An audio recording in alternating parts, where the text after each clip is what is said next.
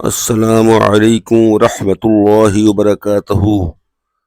اے کاتب تقدیر، ہماری تقدیر کی کتابت صرف آپ کے اختیار میں ہے۔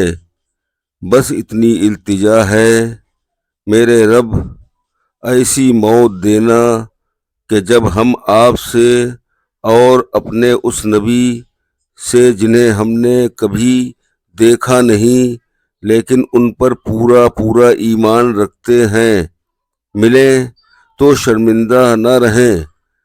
ہمیں نیک عمل کی توفیق دے۔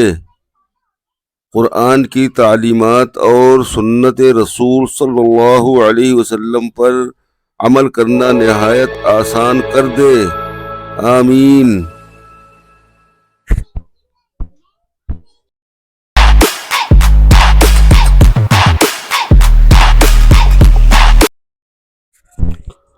نبی کریم صلی اللہ علیہ وسلم نے ارشاد فرمایا، تم میں سے پسندیدہ اور محبوب شخص وہ ہے جس کے اخلاق بہتر ہوں۔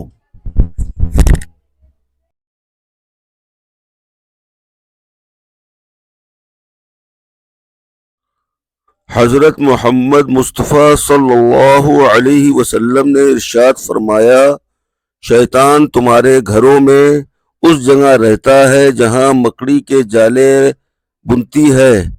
اپنے گھروں میں مکڑی کے جالے مت رہنے دیا۔